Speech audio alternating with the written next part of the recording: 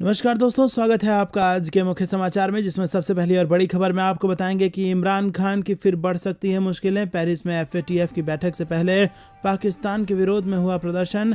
दूसरी बड़ी खबर में जिक्र होगा कि चीन के साथ नाजुक दौर में रिश्ते, सीमा के हालात ही तय करेंगे संबंध, विदेश मंत्री एस जयशंकर का बयान। तीसरी बड़ी खबर में जिक्र होगा कि रूस ने जमीन, हवा, समुद्र से की मिसाइलों की बारिश, पुतिन के परमाणु अभ्यास से सहमी दुनिया। चौथी बड़ी खबर में आपको बताएंगे कि जम्मू कश्मीर में डोडा से लश्कर का आतंकी गिरफ्तार, पाकिस्तान में बैठे सरगना के निर्देश पर कर रहा था काम। और पांचवी बड़ी खबर में जिक्र होगा कि 4 चरणों की 225 से ज्यादा सीटों पर ताकत झोंकेगी भाजपा। पीएम मोदी 1 दर्जन से ज्यादा करेंगे रैलियां। उत्तर प्रदेश के चुनाव को लेकर भाजपा का बड़ा ऐलान। दोस्तों, हर एक खबर की गहराई में आपको ले जाएंगे, लेकिन उससे पहले अगर आपको विदेश की सेना और पीएम मोदी पर पूरा भरोसा है तो आप अभी इस वीडियो को लाइक कीजिए, और अगर चैनल पर नए हैं तो लाल बटन को दबा के चैनल को सब्सक्राइब करके घंटी बजाकर कमेंट में लिखिए जय हिंद। दोस्तों, रुक करते हैं सबसे पहली और बड़ी खबर की तरफ। इमरान खान की फिर बढ़ सकती है मुश्किलें। पेरिस में एफएटीएफ की बैठक से पहले पाकिस्तान के विरोध में हुआ प्रदर्शन। जी हां दोस्तों, आपको बता दें एफएटीएफ की ग्रे लिस्ट में शामिल पाकिस्तान की मुश्किलें कम होने का नाम नहीं ले रही हैं। फ्रांस में पाकिस्तान को ब्लैकलिस्ट करने की मांग को लेकर फाइनेंशियल एक्शन टास्क फोर्स के बाहर प्रदर्शन किया गया है। इस दौरान प्रदर्शनकारियों ने आतंकवाद पाकिस्तान जैसे नारे भी लगाए। वहीं ये विरोध प्रदर्शन पेरिस में रहने वाले निर्वासित अफगान, उइगर और हांगकांग के एक समुदाय ने आयोजित किया, और इस विरोध प्रदर्शन के मुख्य आयोजनकर्ता पाकिस्तान के निर्वासित पत्रकार ताहा सिद्दीकी हैं। दोस्तों, रुक करते हैं अगली बड़ी खबर की तरफ। चीन के साथ नाजुक दौर में है रिश्ते, सीमा के हालात ही तय करेंगे संबंध, विदेश मंत्री एस जयशंकर का बयान। जी हां दोस्तों, विदेश मंत्री एस जयशंकर ने कहा कि चीन द्वारा सीमा समझौते का उल्लंघन करने के बाद इसके साथ भारत के संबंध बहुत कठिन दौर से गुजर रहे हैं। जयशंकर ने कहा कि सीमा की स्थिति संबंधों की स्थिति का निर्धारण करेगी। विदेश मंत्री ने म्यूनिख सुरक्षा सम्मेलन 2022 पर चर्चा को संबोधित करते हुए ये बात कही। जयशंकर ने एक सवाल के जवाब में कहा कि भारत को चीन के साथ एक समस्या है, और वो समस्या ये है कि 1975 से 45 साल तक सीमा पर शांति रही, स्थिर सीमा प्रबंधन रहा, कोई सैनिक हताहत नहीं हुआ। उन्होंने कहा कि अब ये बदल गया है, क्योंकि हमने चीन के साथ सीमा या वास्तविक नियंत्रण रेखा पर सैन्य बलों की तैनाती नहीं करने के लिए समझौते किए थे, लेकिन चीन ने उन समझौतों का उल्लंघन किया है। दोस्तों, रुक करते हैं अगली बड़ी खबर की तरफ। रूस ने जमीन, हवा, समुद्र से की मिसाइलों की बरसात, पुतिन के परमाणु अभ्यास से सहम गई दुनिया। जी हां दोस्तों, आपको बता दें सुपर पावर रूस ने यूक्रेन में जारी तनाव के बीच शनिवार को जमीन, हवा और समुद्र से महाविनाशक मिसाइलों की बारिश का अभ्यास करके पूरी दुनिया को दहशत में डाल दिया है। रूसी मिसाइलों में परंपरागत मिसाइलों के साथ साथ 2 हाइपरसोनिक मिसाइलें भी शामिल थीं, जिनका तोड़ अभी दुनिया में किसी भी देश के पास नहीं है। ये रूसी मिसाइलें दुनिया के किसी भी कोने में परमाणु बम गिराने में सक्षम हैं, जिससे किसी भी शहर को पल भर में राख के ढेर में बदला जा सकता है। रूस के इस परमाणु शक्ति प्रदर्शन के दौरान रूस के राष्ट्रपति व्लादिमीर पुतिन और बेलारूस का तानाशाह भी मौजूद था। इस अभ्यास की शुरुआत में रूस ने देश के पश्चिमोत्तर इलाके में स्थित रूसी अड्डे में मिसाइलें दागी। दोस्तों, रुक करते हैं अगली बड़ी खबर की तरफ, जो कि जम्मू कश्मीर से आ रही है। डोडा से लश्कर का आतंकी गिरफ्तार, पाकिस्तान में बैठे सरगना के निर्देश पर कर रहा था काम। जी हां दोस्तों, जम्मू कश्मीर के डोडा जिले में लश्कर-ए-तैयबा के आतंकवादी को गिरफ्तार कर लिया गया है।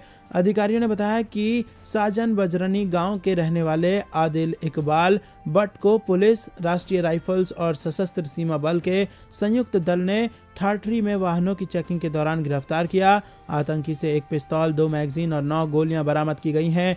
जांच में पता चला है कि पाकिस्तान में बैठे डोडा के आतंकवादी मोहम्मद अमीन उर्फ मुजामिल उर्फ हारून के निर्देश पर आदिल काम कर रहा था। आतंकी के खिलाफ थाने में केस दर्ज कर लिया गया है और आगे की जांच जारी है। दोस्तों, रुक करते हैं अगली बड़ी खबर की तरफ। 4 चरणों की 225 से ज्यादा सीटों पर ताकत झोंकेगी भाजपा। पीएम मोदी 1 दर्जन से ज्यादा रैलियां करेंगे। जहां दोस्तों, भाजपा विधानसभा चुनाव के शेष 4 चरणों की 231 सीटों पर पूरी ताकत झोंकेगी। प्रधानमंत्री नरेंद्र मोदी 13 दिन में करीब 1 दर्जन रैलियां करेंगे। वो मार्च के पहले सप्ताह में काशी में 2 से 3 दिन रहकर पूर्वांचल में भगवा माहौल बनाएंगे। पार्टी मुख्यालय में शनिवार रात हुई भाजपा की उच्च स्तरीय बैठक में शेष चरणों में चुनावी रोड मैप बनाने के साथ सपा को घेरने की रणनीति पर मंथन किया गया। पार्टी के राष्ट्रीय अध्यक्ष जेपी नड्डा, गृह मंत्री अमित शाह, मुख्यमंत्री योगी आदित्यनाथ, राष्ट्रीय महामंत्री संगठन बीएल संतोष, केंद्रीय मंत्री अनुराग ठाकुर, प्रदेश अध्यक्ष स्वतंत्र देव सिंह और प्रदेश महामंत्री संगठन सुनील बंसल की मौजूदगी में ये बैठक हुई। दोस्तों रुक करते हैं अगली बड़ी खबर की तरफ। जेपी नड्डा और अमित शाह ने अगले 4 चरणों के लिए रचा चक्रव्यूह। जी हां दोस्तों, आपको बता दें कि विधानसभा चुनाव के तीसरे चरण का मतदान रविवार को हो जाएगा और अब आगे की लड़ाई के लिए भाजपा कमर कसकर तैयार है। सूत्रों ने बताया है कि देर रात चली बैठक में पार्टी नेताओं ने अब तक हुए 2 चरण के मतदान के रुझान के साथ ही तीसरे चरण के लिए होने जा रहे मतदान पर भी फीडबैक साझा किया है। पार्टी इसके बाद के अगले चरणों को काफी महत्वपूर्ण मान रही है। चौथे चरण में 59, 5वें में 61 और 6वें में 57 और 7वें चरण में 54 सीटें हैं। खास बात यह है कि अगले चरणों के लिए सांस्कृतिक राष्ट्रवाद के विषय के रूप में भाजपा के पास अयोध्या में निर्माणाधीन राम मंदिर, बनारस में दमक रहा श्री काशी विश्वनाथ धाम और मिर्जापुर का मां विंध्यवासिनी धाम है। पार्टी के दिग्गजों में प्रधानमंत्री नरेंद्र मोदी के संसदीय क्षेत्र बनारस और रक्षा मंत्री राजनाथ सिंह के संसदीय क्षेत्र लखनऊ के अलावा मुख्यमंत्री योगी आदित्यनाथ के गृह जनपद गोरखपुर और उप मुख्यमंत्री केशव प्रसाद मौर्य के क्षेत्र कौशाम्बी में चुनाव है, जहां से मुख्यमंत्री डिप्टी सीएम खुद चुनाव मैदान में उतरे हैं और ऐसे में यहां भाजपा बड़े अंतर से जीत दर्ज कराना चाहती है। दोस्तों रुक करते हैं अगली बड़ी खबर की तरफ। खात्मे की ओर कोरोना की तीसरी लहर 1% से भी कम पर आ गए हैं एक्टिव केस। 24 घंटे में 19,968 मामले आए सामने। जी हां दोस्तों, देश में कोरोना संक्रमण के ग्राफ में लगातार कमी देखने को मिल रही है। कई दिनों से केसों में गिरावट के चलते अब कोरोना की तीसरी लहर खात्मे की ओर दिख रही है। केंद्रीय स्वास्थ्य मंत्रालय द्वारा मिली जानकारी के अनुसार भारत में पिछले 24 घंटे में कोरोना के 19,968 नए मामले सामने आए हैं। कल के मुकाबले आज 2302 कम केस आए हैं और पॉजिटिविटी दर भी अब 1.68% रह गई है। रुक करते हैं अगली बड़ी खबर की तरफ। यूपी, दिल्ली समेत देश भर में बढ़ने लगा है तापमान। मौसम को लेकर आईएमडी ने दिया अपडेट। जी हां दोस्तों, दक्षिण पूर्व बंगाल की खाड़ी और उससे सटे अंडमान सागर पर एक चक्रवाती हवाओं का क्षेत्र बना हुआ है। मौसम विभाग की माने तो उत्तर भारत के अधिकतर राज्यों में अब धीरे धीरे ठंड का असर कम होता जा रहा है। फरवरी के आखिरी सप्ताह तक हल्की ठंड रहेगी, जिसके असर मार्च के दूसरे हफ्ते तक देखने को मिल सकता है। मौसम पूर्वानुमान एजेंसी के मुताबिक 22 फरवरी को पश्चिमी हिमालय के पास एक नया पश्चिमी विक्षोभ यानी वेस्टर्न डिस्टर्बेंस आने की उम्मीद है, जिसके प्रभाव से जम्मू कश्मीर, सिक्किम, छत्तीसगढ़ और तटीय तमिलनाडु में हल्की बारिश हो सकती है, जबकि उत्तर पश्चिमी भारत के अधिकतम हिस्सों के तापमान में मामूली वृद्धि होने की संभावना है। रुक करते हैं अगली बड़ी खबर की तरफ। सोनीपत में 4 खालिस्तानी आतंकी गिरफ्तार, AK-47 समेत हथियारों का जखीरा बरामद। जहां दोस्तों, हरियाणा पुलिस की अपराध जांच एजेंसी ने सोनीपत जिले में खालिस्तान आतंकवादी ग्रुप से जुड़े होने के आरोप में 4 लोगों को गिरफ्तार कर लिया है और इनके कब्जे से बड़ी मात्रा में अवैध हथियार बरामद किए हैं। ये सभी हरियाणा के सोनीपत के रहने वाले हैं। इनके पास से एक ऑटोमेटिक AK-47, 4 विदेशी पिस्टल, 1 देसी पिस्टल और 56 जिंदा कारतूस बरामद किए गए हैं। दोस्तों, आपको बता दें कि सोनीपत पुलिस अधीक्षक ने बताया कि हरियाणा पुलिस को पंजाब पुलिस और खुफिया एजेंसी से संदिग्धों के बारे में जानकारी मिली थी। सोनीपत के रहने वाले संदिग्धों और उनका पिछला आपराधिक रिकॉर्ड पुलिस के पास है। उन्होंने कहा कि खालिस्तान समर्थक आतंकवादी समूह इन लोगों का इस्तेमाल कर पंजाब और अन्य जगहों पर निशाना बनाकर हत्याओं को अंजाम देने और आतंक का माहौल कायम करना चाहते थे। हरियाणा पुलिस के एक प्रवक्ता ने जानकारी देते हुए बताया कि CIA की टीम को सागर के खालिस्तानी आतंकवादियों से संबंध और उसके घर पर भारी मात्रा में अवैध हथियार की मौजूदगी के संबंध में गुप्त सूचना मिली थी। इस पर कार्रवाई करते हुए पुलिस टीम हरकत में आई और आरोपियों को सोनीपत जिले में गिरफ्तार कर लिया। दोस्तों, रुक करते हैं अगली बड़ी खबर की तरफ। ब्रह्मोस के धमाके से दहल गए हैं चीन और पाकिस्तान के दिल। इंडिया ने बीच समुद्र में युद्धपोत से किया टारगेट फायर। जी हां दोस्तों, आपको बता दें कि भारत को इस वक्त पड़ोसी देश से ज्यादा खतरा है। खासकर चीन और पाकिस्तान लगातार भारत के कामों में अड़ंगा लगाते रहते हैं और अब भारत ने दोनों की ही टेंशन बढ़ा दी है। अपनी सुरक्षा बेड़े को मजबूत करते हुए भारतीय वायुसेना ने अपने युद्धपोत INS विशाखापट्टनम से शुक्रवार को समुद्र में ब्रह्मोस सुपरसोनिक क्रूज मिसाइल का परीक्षण किया। ब्रह्मोस इंडियन नेवी के युद्धपोत का मुख्य हथियार सिस्टम है और इसे लगभग सभी सतह प्लेटफॉर्म पर तैनात किया गया है। दोस्तों, रुक करते हैं अगली बड़ी खबर की तरफ। चीन अपनी हरकतों से नहीं आ रहा है बाज। ऑस्ट्रेलियाई विमान को लेजर से बनाया निशाना, पायलट पर मंडराया खतरा। जी हां दोस्तों, चीन द्वारा दक्षिण चीन सागर में की जाने वाली चालबाज हरकतों से दुनिया वाकिफ है। एक बार फिर चीन ने अपना ऐसा ही रूप दिखाया है। दरअसल समुद्र के बीचों बीच चीन और ऑस्ट्रेलिया के बीच टक्कर देखने को मिली है। ऑस्ट्रेलियाई रक्षा विभाग ने कहा कि चीनी नौसेना के एक जहाज ने उसके एक निगरानी विमान पर लेजर दागा है और इस वजह से विमान में सवार क्रू मेंबर की जान पर बनाई है और चीन और ऑस्ट्रेलिया के बीच लंबे समय से तनाव भी चल रहा है। ऑस्ट्रेलिया रक्षा विभाग ने कहा कि ये घटना गुरुवार को सामने आई। P-8A पोसिडॉन विमान ऑस्ट्रेलिया के उत्तरी हिस्से की ओर बढ़ रहा था, लेकिन इसी दौरान विमान पर एक लेजर की रोशनी देखी गई और इस तरह की घटनाएं असामान्य नहीं हैं, क्योंकि अमेरिका और उसके सहयोगी चीन पर अपनी सैन्य शक्ति का दावा करने का आरोप लगाते रहे हैं। अमेरिका अपने सहयोगियों के साथ मिलकर पश्चिमी प्रशांत और अन्य जगहों पर बीजिंग के बढ़ते दबदबे को चुनौती देने के लिए कदम उठा रहा है। दोस्तों, रुक करते हैं अगली बड़ी खबर की तरफ। आतंकी साजिश को लेकर NIA की बड़ी कार्रवाई।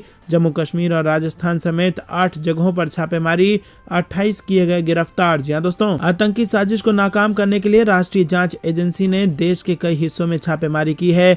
NIA ने शनिवार को जम्मू कश्मीर और राजस्थान में जम्मू कश्मीर आतंकवाद साजिश मामले में 8 स्थानों पर तलाशी की है। आतंकवाद निरोधी एजेंसी NIA ने जम्मू कश्मीर के सोपोर, कुपवाड़ा, शोपिया, राजौरी, बड़गाम, गांदरबल और राजस्थान के जोधपुर जिले सहित जिले में तलाशी अभियान चलाया है। तलाशी के दौरान NIA ने विभिन्न आपत्तिजनक दस्तावेज, डिजिटल डिवाइस और सिम कार्ड और डिजिटल स्टोरेज डिवाइस जब्त कर ली है। दोस्तों, रुक करते हैं अगली बड़ी खबर की तरफ। कश्मीर में आतंकियों और कट्टरपंथियों के खिलाफ अब और अधिक सख्ती। अमित शाह ने अजीत डोभाल के साथ बनाई रणनीति। केंद्रीय गृह मंत्री अमित शाह ने एक उच्च स्तरीय बैठक ली है, जिसमें जम्मू कश्मीर में सुरक्षा स्थिति की समीक्षा की गई है।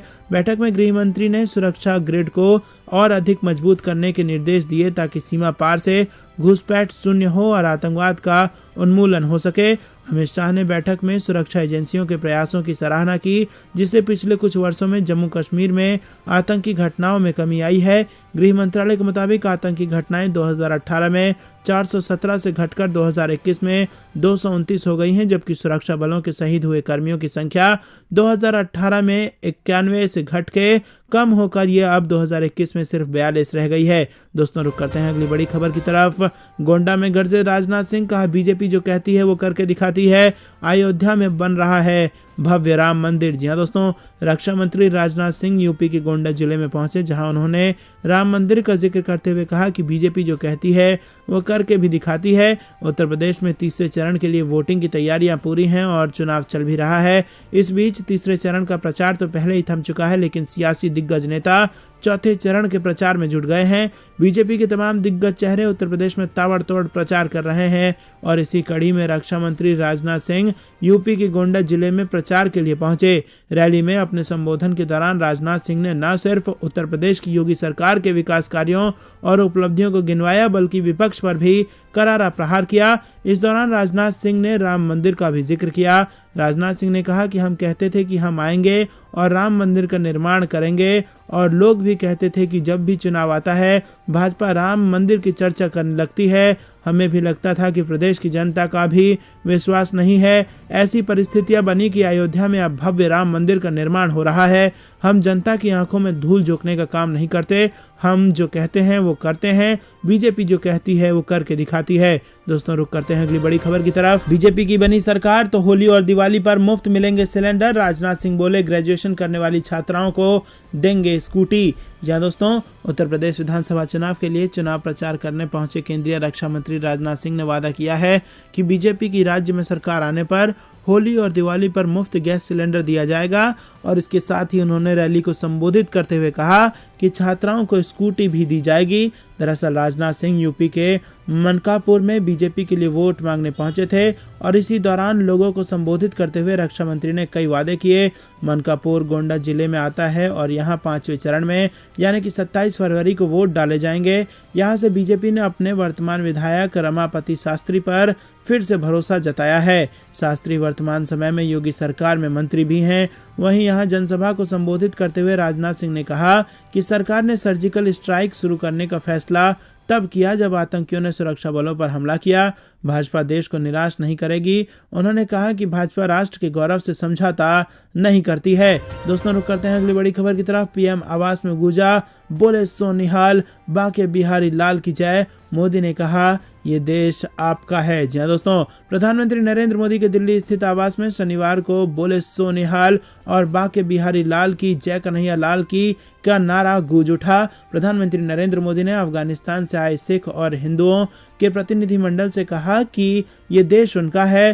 पीएम मोदी ने हिंदुओं और सिखों के प्रतिनिधिमंडल से मुलाकात करने के बाद कहा कि यहाँ आपका स्वागत मैं नहीं कर रहा, ये आपका ही देश है। दोस्तों रुक करते हैं अगली बड़ी खबर की तरफ। दिल्ली एनसीआर में फिर होगी गरज के साथ बारिश। 20 से 25 फरवरी तक रहेगा ऐसा मौसम। जी हाँ दोस्तों, दिल्ली एनसीआर में दिन में धूप निकलने से सर्दी काफी हद तक कम हो गई है। शनिवार को कई इलाकों में हवाएं भी चली। मौसम विभाग ने रविवार को दिन के समय तेज हवाएं चलने का पूर्वानुमान लगाया है। हालांकि सोमवार को मौसम सामान्य रहेगा। सुबह हल्का कोहरा पड़ने की उम्मीद है। मौसम विभाग की वेबसाइट पर उपलब्ध जानकारी के अनुसार अगले सप्ताह 22 फरवरी को पश्चिमी विक्षोभ सक्रिय हो रहा है और इस वजह से 22 व 23 फरवरी को दिल्ली के कुछ इलाकों में हल्की बारिश हो सकती है। दोस्तों रुक करते हैं अगली बड़ी खबर की तरफ। पंजाब में वोटिंग से एक दिन पहले चुनाव आयोग ने दिया अरविंद केजरीवाल पर एफआईआर दर्ज कराने का आदेश। जी हाँ दोस्तों, शिरोमणि अकाली दल की शिकायत के बाद पंजाब के मुख्य चुनाव अधिकारी ने साहिबजादा अजीत सिंह नगर के वरिष्ठ पुलिस अधीक्षक को आम आदमी पार्टी के संयोजक और दिल्ली के मुख्यमंत्री अरविंद केजरीवाल के खिलाफ एफआईआर दर्ज करने का निर्देश दे दिया है। रुक करते हैं अगली बड़ी खबर की तरफ। उत्तर प्रदेश में नाइट कर्फ्यू खत्म, कोरोना गाइडलाइंस को फॉलो करना होगा जरूरी। जी हाँ दोस्तों, उत्तर प्रदेश में घटते कोरोना संक्रमण के मामले को देखते हुए राज्य प्रशासन ने बड़ा फैसला लेते हुए नाइट कर्फ्यू को खत्म करने का आदेश दिया है। कोरोना संक्रमण के घटते मामले को देखते हुए राज्य सरकार ने नाइट कर्फ्यू हटा दिया है और इसके पहले उत्तर प्रदेश में रात में 11 से सुबह 5 बजे तक नाइट कर्फ्यू का ऐलान किया गया था। अब नाइट कर्फ्यू को हटा दिया गया है। रुक करते हैं अगली बड़ी खबर की तरफ, जो कि फिर से यूक्रेन से जुड़ी आ रही है। यूक्रेन पर हवाई हमले के लिए रूस की सेना है तैयार। सैटेलाइट तस्वीरों से मिले हैं इसके संकेत। जी हाँ दोस्तों, रूस की सेना की ओर से यूक्रेन पर संभावित हवाई हमले के संकेत मिले हैं। दोस्तों रुक करते हैं अगली बड़ी खबर की तरफ। कश्मीर में भारतीय जवानों को मिली खुली छूट। सरकार ने कहा साफ करो घाटी, जहां दिखे आतंकी तुरंत पहुंचा दो जहन्नुम। जी हाँ दोस्तों, जम्मू कश्मीर में आतंकी गतिविधियों और कट्टरपंथियों को लगाम लगाने के लिए अभी केंद्रीय गृह मंत्री अमित शाह ने राष्ट्रीय सुरक्षा सलाहकार के साथ बैठक की। केंद्र सरकार घाटी को लेकर काफी सख्त है। सरकार चाहती है कि घाटी में विकास की धारा बहे और वहां के नागरिकों को ज्यादा से ज्यादा नौकरियां और सुविधाओं का लाभ मिले। इसके लिए युद्ध स्तर पर काम चल रहे हैं और साथ ही सरकार ने आतंकियों को घाटी से बाहर निकाल फेंकने के लिए सेना को खुली छूट दे दी है। अभी अमित शाह और अजीत डोभाल की मुलाकात को कुछ ही समय हुए हैं कि कश्मीर में इसका परिणाम मिलने लगा है। दरअसल शोपियां में सुबह सुबह एनकाउंटर में सुरक्षा बलों ने एक आतंकवादी को ढेर कर दिया है। अमित शाह और अजीत डोभाल की रणनीति से थर थर कांप रही पाकिस्तानी आर्मी। जी हाँ दोस्तों रुक करते हैं अगली बड़ी खबर की तरफ। कश्मीर एनकाउंटर, शोपियां में आतंकियों और सुरक्षा बलों के बीच मुठभेड़ में मारा गया एक आतंकी। इलाके में जारी है सर्च ऑपरेशन। जी हाँ दोस्तों, दक्षिण कश्मीर के शोपियां में शनिवार को सुरक्षा बलों और आतंकियों के बीच मुठभेड़ में एक आतंकी के मारे जाने की खबर मिली है। इलाके में सुरक्षा बलों द्वारा सर्च ऑपरेशन चलाया जा रहा है। शोपियां के जैनापोरा में और चेरमार्ग इलाके में सुरक्षा बल आतंकियों को मुंहतोड़ जवाब दे रहे हैं।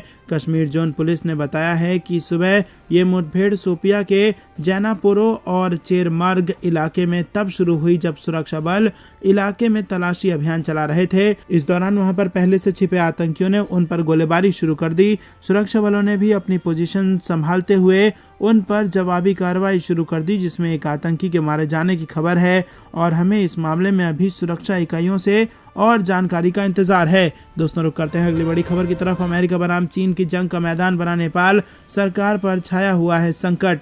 जी हाँ दोस्तों, भारत का पड़ोसी देश नेपाल इन दिनों अमेरिका बनाम चीन की जंग में पिसता हुआ नजर आ रहा है। लेकिन एक कॉमन बात यह है कि इस बार भी नेपाल के राजनीतिक बवाल के केंद्र में चीन ही है। नेपाल में सत्तारूढ़ गठबंधन में शामिल सीपीएन माओवादी के नेता पुष्प कमल दहल प्रचंड के सरकार से अलग होने की चेतावनी के बाद अब प्रधानमंत्री शेर बहादुर देउबा पूर्व प्रधानमंत्री केपी शर्मा ओली की शरण में पहुंच गए हैं। ये पूरा विवाद अमेरिका के मिलेनियम चैलेंज कॉरपोरेशन को लागू करने को लेकर खड़ा हुआ है और इसका चीन समर्थक गुट विरोध कर रहा है। प्रचंड के विरोध के बाद दोबा सरकार ने एमसीसी को संसद में पेश करने के फैसले को टाल दिया है।